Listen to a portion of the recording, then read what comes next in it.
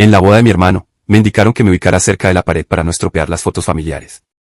Mi lugar ya estaba ocupado por el acompañante del primo de su futura esposa. Fui hasta la mesa de regalos, recogí mi sobre y les dije, no se preocupen, me aseguraré de no aparecer jamás en el encuadre. Él vino corriendo tras de mí mientras me alejaba. Me llamo Julián y tengo 29 años. Si le preguntas a cualquier persona de mi familia quién es el callado, te señalarán a mí. Nunca he sido de los que levantan la voz en la cena ni de los que buscan ser el centro de atención. No soy de generar conflictos. Prefiero escuchar antes que hablar. Nunca he hecho escándalos, ni siquiera cuando quizá debería haberlo hecho. Esa nunca ha sido mi manera. Pero si algo he aprendido, es que los que somos así, los silenciosos, muchas veces somos subestimados. Y, a veces, somos los que no olvidamos nada. Mi hermano Darío tiene 2 años menos que yo. De niños éramos como cabría esperar de 2 hermanos con edades tan cercanas, caóticos, pero unidos. Compartimos habitación hasta que me fui a la universidad. Tuvimos nuestras peleas en el jardín, pero también nos cubríamos las espaldas cuando las cosas se complicaban con nuestros padres. Todo cambió después de graduarnos.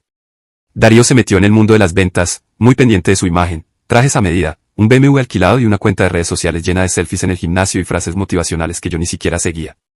Yo tomé otro camino. Conseguí mi título en ingeniería, me mudé a una ciudad más tranquila y empecé a construir una vida estable, de la que no sentía necesidad de alardear. Seguíamos en contacto, pero había una distancia que se notaba. Con el tiempo, más que afecto, lo que me quedaba era un sentido de obligación. Cuando se comprometió con Paula, una mujer que había visto 2 veces, me alegré sinceramente por él, aunque ya me parecía el tipo que diría cosas como, somos una pareja muy exclusiva y trataba mi trabajo diseñando componentes estructurales para turbinas eólicas como si fuera menos importante que vender colchones de lujo. Intenté acercarme. De verdad lo hice. El mismo día que recibí la invitación, me ofrecí a ayudar con la parte tecnológica o la organización del lugar, pero me rechazaron educadamente. Incluso contribuí con $200 para el fin de semana de despedida de solteros compartida, a la que ni siquiera me invitaron. La boda fue en un viñedo a 1 hora de la ciudad. Rústica, pero costosa, muy de revista. Alquilé un traje, reservé una habitación cerca y llevé un regalo pensado con cuidado, una tarjeta con un cheque de $1,500. No era solo un gesto generoso, era algo con verdadero significado. Ese dinero no era cualquier cosa para mí. Había tardado meses en reunirlo poco a poco, con la ilusión de aportar algo valioso porque creía que este sería un momento especial para mi hermano. Iba nervioso en el auto, no por la ocasión, sino porque tenía una sensación en el estómago, una especie de advertencia que no podía explicar. Al llegar al lugar, vi el plano de los asientos en un atril pequeño cerca de la entrada. Busqué mi nombre. No estaba. Lo revisé 2 veces. Nada. Pensando que se trataba de un error, me acerqué a una organizadora, una chica joven con varios papeles y un walkie-talkie. Hola, disculpa, le dije en voz baja. No encuentro mi nombre. Julián Rivera. Me miró algo abrumada y comenzó a hojear su lista. Julián, eres el hermano de Darío, ¿verdad? Su tono cambió como si hubiese recordado algo incómodo. Sí, hubo algunos cambios de último minuto. Creo que te asignaron una silla junto a la pared oeste. Hay algunos asientos libres cerca del fotomatón. La pared oeste.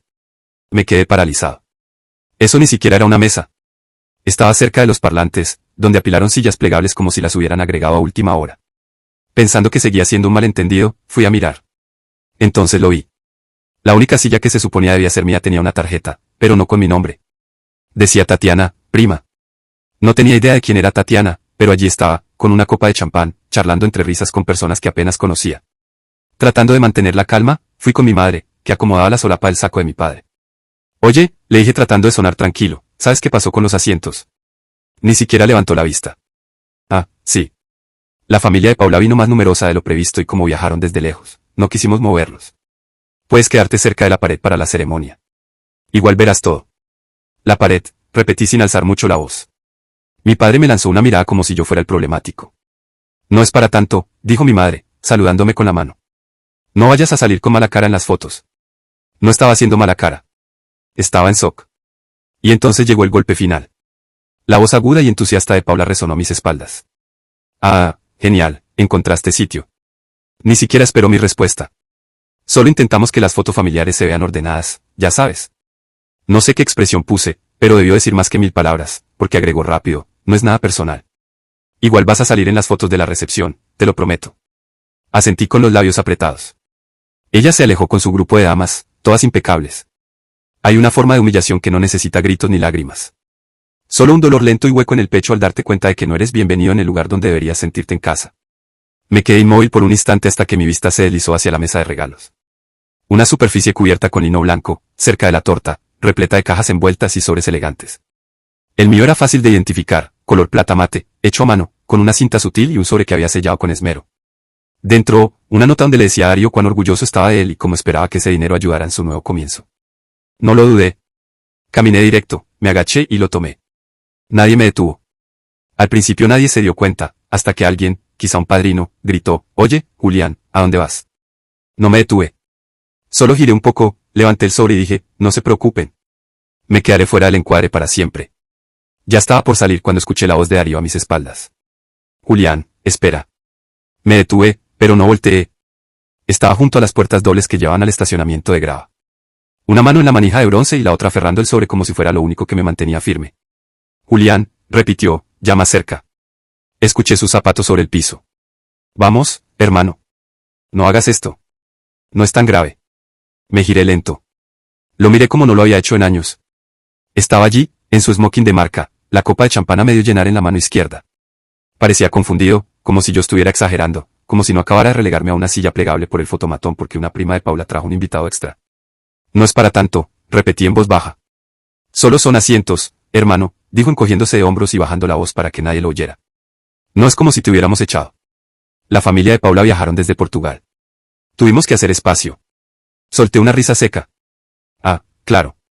Me siento en una esquina y espero que no me pregunten si soy el DJ. Tranquilo, no seré dramático. Ya basta de hacer esto sobre mí, ¿verdad?». Ese fue el golpe más fuerte. Que dijera que lo estaba haciendo sobre mí. Había pasado años asistiendo a los cumpleaños, fiestas y parrilladas familiares. Siempre fui el que enviaba tarjetas, recordaba aniversarios, se quedaba hasta tarde ayudando a limpiar, mientras Darío encontraba cualquier excusa para desaparecer con una llamada. Nunca hice algo por mí mismo, y tal vez ahí estuvo el problema. Tal vez todos se acostumbraron tanto a que no ocupara espacio, que la simple idea de que yo necesitara una silla, una sola, literalmente, le resultó excesiva. Me fui, dije despacio. Renté una habitación en un hotel. Compré un traje. Les di $1,500. «Lo dimos», me corrigió él, señalando el sobre. «No estuvo mal». Eso le dije. Pero entonces me cayó la ficha. Ese día no era realmente su hermano. Era solo una fuente de financiamiento. Él apretó la mandíbula. «Estás exagerando». «No dije que ya lo hubieras hecho», respondí. «Solo que no pensaste que me daría cuenta». Suspiró mientras se frotaba las sienes. «Mira, fue decisión de Paula». «Ajá. Quería que las fotos fueran solo del círculo íntimo. Líneas limpias, colores combinados, ese tipo de cosas. Entonces descartaron a los que no lucían bien en cámara». No contestó. Quizás ya sabía que no debía intentarlo. «¿Sabes?», le dije mientras por fin me acercaba. No esperaba un brindis ni una mención. Ni siquiera una foto o un saludo. Solo esperaba un lugar. Un asiento. Algo que dijera: «Tú también importas, igual que los demás». «¿Importas?», murmuró, como si le costara decirlo. «Entonces, ¿por qué no lo demostraste?».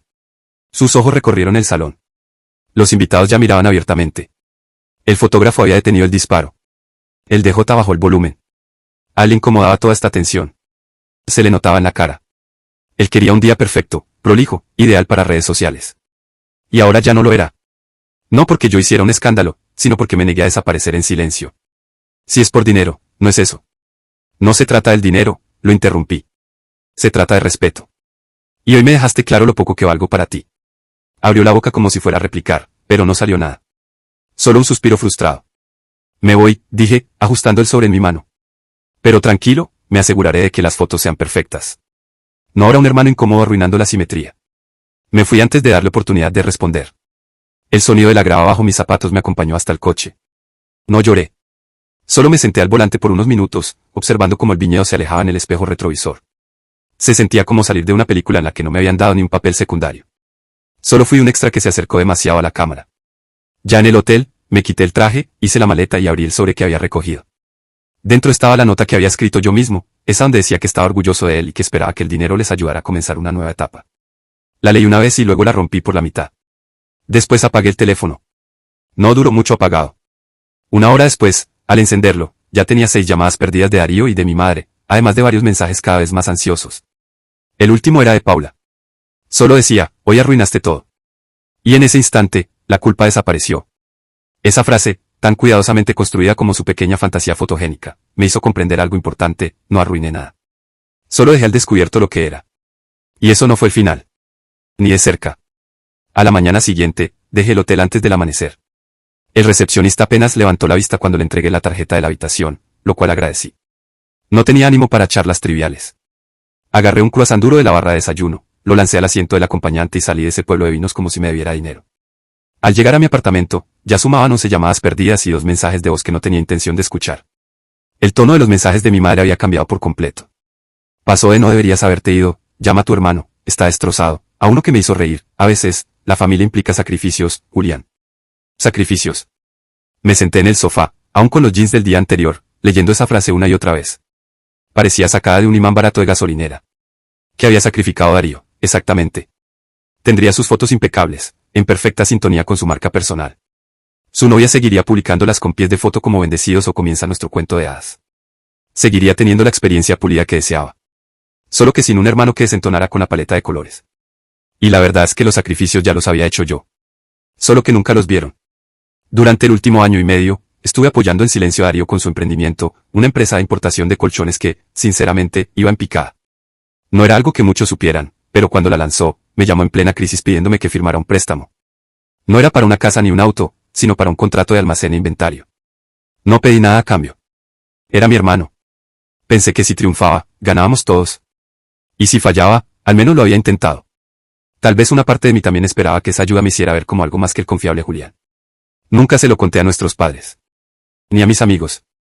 Fue algo que manejé solo, sin esperar reconocimiento. Me aseguré de que los pagos se hicieran a tiempo. Respondí llamadas del banco cuando las cosas se complicaron. Y hasta le envié una transferencia urgente de $3,000 el otoño pasado, cuando casi perdí a su proveedor. Todo eso sin recibir más que un mensaje. Gracias, hermano. Ese cheque que recogí de la mesa de regalos no era solo un presente de bodas. Era una inversión que no pensaba volver a repetir. Al final, fui yo quien marcó el límite. Pero ahora, sentado solo en mi apartamento, rodeado de sobres sin abrir y plantas marchitas por la mitad, me di cuenta de algo más profundo. No era solo que se hubieran olvidado de reservarme un asiento en la boda. Era como si hubieran borrado mi existencia por completo, como si no tuviera ningún papel en esa historia. Así que empecé a actuar. Lo primero que hice fue abrir mis archivos. Revisé cada hilo de correos, cada contrato firmado, cada extracto bancario vinculado al préstamo. Seguía figurando como cofirmante, lo cual me daba acceso administrativo. El préstamo no estaba ni cerca de estar saldado. Y aunque nunca inicié ninguna acción legal sobre el negocio, todavía tenía margen de maniobra. No quería destruir nada, sinceramente. Pero algo en el mensaje de Paula me hizo detenerme. Arruinaste todo hoy. Esas palabras resonaron en mi cabeza como una provocación. Como si su mundo perfecto no pudiera soportar ni una dosis de realidad. Como si los meses en los que estuve apoyando en silencio no valieran nada en comparación con cómo salía yo de fondo en sus fotos para Instagram. Escribí un correo claro, directo y perfectamente legal. Informé al banco que, por motivos personales y financieros, me retiraba formalmente como cofirmante del préstamo y que ya no autorizaba el uso de mi crédito ni mi identidad en operaciones comerciales relacionadas. Adjunté los formularios necesarios, copié el correo de Darío y pulsé enviar. Por precaución, reenvié varios documentos clave a un amigo abogado de la universidad, por si todo se volvía más complicado. No porque esperara una pelea, sino porque conozco a Darío, actúa por impulso. Y a Paula, bueno, nunca confié del todo en alguien que se refiere a los centros de mesa de una boda como activos de marca. Una hora más tarde, el teléfono vibró. Era un número desconocido, así que dejé que fuera el buzón de voz. Luego volvió a sonar. Esta vez era Darío. Contesté, su voz sonaba entrecortada, tensa. ¿Acabas de retirarte del préstamo? Sí, respondí sin rodeos. ¿Por qué? Porque ya te vas a casar, dije con tono neutro.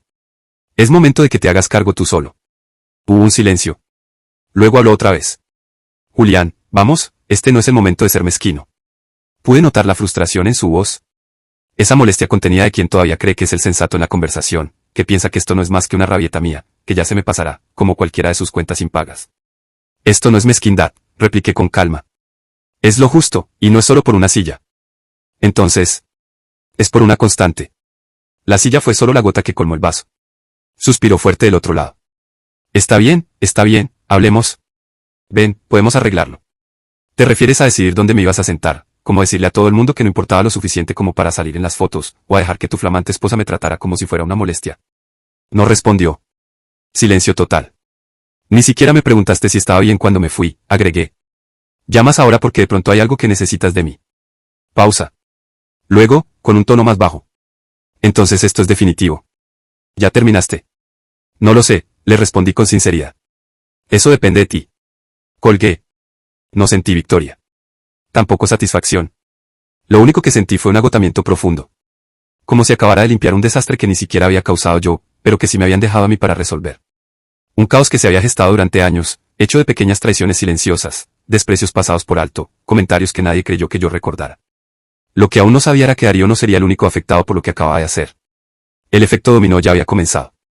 El padre de Paula, un inversor silencioso en el negocio de Darío, empezó a hacer preguntas. Mi madre organizó una cena de mediación familiar. Y mi bandeja de entrada se empezó a llenar de correos de primos que, al parecer, también habían sido excluidos de la lista de invitados que Paula diseñó a su gusto. Pero ya hablaré de eso después. Porque el momento que realmente cambió todo llegó 3 días más tarde. Recibí un mensaje por Facebook de mi prima Melissa. Nunca fuimos especialmente cercanos, pero crecimos en las mismas navidades caóticas, compartimos más de una mirada de desaprobación con los años. Su mensaje era breve. Oye, solo por curiosidad, a ti también te pidieron que no salieras en las fotos familiares. Esa palabra también me congeló. Esa noche hablamos por teléfono. Melissa había estado sentada en la mesa más alejada, junto a los calentadores exteriores. A su esposo ni siquiera le dieron una tarjeta con su lugar asignado. Paula, al parecer, había enviado una versión actualizada del plano de invitados al coordinador de la boda 2 noches antes del evento, reorganizando los asientos para optimizar la estética. Traducción: cualquier persona mayor de 30, poco fotogénica o no apta para TikTok, fue empujada a los márgenes. Y no era solo Melissa. Ya había hablado con otros 2 primos. Uno que había conducido 6 horas y no recibió ni una bebida. Y otro que había regalado una cafetera expreso de $400 y fue sentado detrás de un seto. Mientras más averiguaba, más descubría. La mitad de la lista de invitados por parte de los Reynolds había sido desplazada en favor del círculo de influencers de Paula, conocidos lejanos del grupo de pilates de su madre y personas que encajaban con el ambiente. La boda no fue una celebración. Fue una sesión de fotos para una revista. Melissa terminó la llamada diciendo, no creo estar exagerando, pero siento que nos usaron como relleno. Figurantes. Como si les avergonzara tener a la familia cerca. Le respondí que no estaba exagerando en absoluto. Esa noche, movido por la curiosidad, abrí el Instagram de Paula. Tal como lo imaginé, las fotografías comenzaron a aparecer. Eran imágenes perfectamente filtradas, llenas de una supuesta espontaneidad, con sonrisas amplias y escenarios rústicos cuidadosamente elegidos. Darío parecía sacado de una publicidad de Colonia. Paula lucía como una influencer de bodas en plena campaña patrocinada. Los subtítulos eran igual de vacíos que lo que esperaba al inicio de nuestra eternidad. Fui avanzando, una imagen tras otra. Decenas de fotos. Y ni una sola incluía a un miembro de nuestra familia. Ni siquiera nuestros padres. Ni siquiera el supuesto padrino de Darío, que más tarde descubrí que era solo un antiguo compañero de trabajo y no su mejor amigo, pero que, al parecer, encajaba mejor con la imagen que querían mostrar. Fue entonces cuando lo comprendí. No se trataba solo de un descuido o una falta de respeto. Habían rediseñado toda una narrativa familiar para encajar en una versión comercial, estética, superficial. Y pensaron que nadie diría nada. A la mañana siguiente, llamé a mis padres. Contestó mi madre en altavoz, lo que me indicó que mi padre también estaba presente. Fui cordial. Les pregunté cómo estaban, si ya habían regresado, qué tal había sido el resto de la recepción. Su tono era correcto, pero cauteloso. Noté que no sabían bien en qué punto estaba la conversación. Hasta que mi madre, suspirando, soltó. Julián, ojalá no te hubiera sido así. Hiciste que tu hermano pasara un mal momento. Esperé unos segundos. ¿Te dijo dónde me sentaron? Silencio. Luego una frase dudosa. Creo que hubo una confusión. Si hubieras hablado más bajo, saldrías mejor en las tomas. No disimulé mi reacción. No estoy enojado, dije con calma. Estoy cansado de fingir que fui tratado como una ocurrencia de último momento. Y, por lo visto, no fui el único. Eso captó su atención. Les hablé de Melissa, de los primos, de toda esa gente que prefirió callar para no armar un escándalo, pero que vio lo mismo que yo. Todos lo sintieron, aunque pocos se atrevieron a decirlo. Mi padre intervino, mencionando que Paula había organizado la mayor parte del evento. Asentí, aunque ellos no podían verme. Y la carta de Darío, esa parte nadie la menciona, añadí. Mi madre intentó suavizarlo todo. Dijo que las bodas eran complicadas, que las parejas se equivocaban y que quizás más adelante tratarían de compensarlo. No lo harán, afirmé, porque no creen haber hecho nada mal. Fue entonces cuando mencioné el préstamo. El silencio fue inmediato. ¿Qué préstamo?, preguntó finalmente mi padre. Hace 18 meses confirmé el crédito para el alquiler del depósito de Darío, expliqué. Cuando él no podía pagar, yo cubría la diferencia. Nunca dije nada porque creí que estaba ayudando. Porque pensé que eso era lo que hacía una familia. La voz de mi madre se quebró. ¿Por qué no lo contaste? Porque no lo vi necesario. Creí que estaba haciendo lo correcto. Dejé que el silencio hablara por mí. En fin, continué. Ya me retiré. Avisé al banco. Darío está solo en esto ahora. Mi padre carraspeó. ¿Estás intentando sabotearlo? No, respondí. Solo dejé de protegerlo. Ese mismo día, recibí una llamada de un número desconocido. Era el señor Galen, el padre de Paula. Su tono era frío pero educado. Me pidió que aclarara algunos cambios recientes en los términos del préstamo. Le conté todo, mi implicación inicial, mi salida formal y que ya no tenía ninguna obligación legal ni personal con un negocio del cual nunca formé parte realmente. Tras una larga pausa, respondió. Entiendo. Ojalá me lo hubieras contado antes. Ojalá muchas cosas se hubieran hecho de otra manera, contesté. Las siguientes 48 horas fueron agitadas. Las consecuencias no tardaron en expandirse. Darío llamó 3 veces. Dejó mensajes. No respondí ninguno. Uno fue furioso. El siguiente, una disculpa mal formulada. El tercero, una mezcla de excusas flojas y risas forzadas. Dijo que Paula estaba siendo exagerada. Que todos estaban actuando de forma dramática. Y que por qué no simplemente reiniciábamos todo. Pero yo no quería un reinicio. Quería un cierre. Ese viernes, recibí una invitación. No a otra boda, por suerte, sino a un brunch que organizaba Melissa. Un pequeño grupo de primos y parientes lejanos planeaba reunirse de manera informal. No solo para descomprimir, sino para reconocer, con tranquilidad, que algo se había quebrado entre nosotros y Darío. Fue una reunión simple, café, waffles y personas que realmente querían verse. Sin fotos de revista, sin filtros, sin prioridades por quién salía mejor en cámara. Compartimos anécdotas, nos reímos del absurdo de todo, incluso lloramos un poco. Una prima contó que había pagado su vuelo con tarjeta de crédito solo para apoyar a la familia. Y cerca del final, Melissa me miró y dijo. Gracias por haberte plantado. ¿Todo lo pensábamos? Tú solo fuiste el único que tuvo el valor de hacerlo. Eso se me quedó grabado. Habría sido más fácil quedarme callado, sentado junto a la pared, sonriendo educadamente hacia la cámara. Pero esta vez me puse de pie. No por drama, no por venganza, sino porque entendí que valgo y no iba a seguir permitiendo que me hicieran sentir prescindible. 3 semanas después, Darío me envió una carta escrita a mano. Aún la conservo, junto con esa nota rota que una vez acompañó un cheque de $1,500. La carta era una mezcla de frustración, remordimientos vagos y un intento tibio de reconciliación. En ningún momento escribió las palabras lo siento. Pero sí esto. Pensé que mantener la paz significaba evitar el conflicto. Ahora entiendo que en realidad significaba ignorarte. Me equivoqué. No he respondido. Tal vez lo haga algún día. Tal vez no. Pero de algo estoy seguro, ya no soy el hermano invisible. No soy un reemplazo, ni un accesorio, ni una silla plegable al fondo de la sala. Soy Julián, y esta vez elegí estar presente. Y no me salí del encuadre.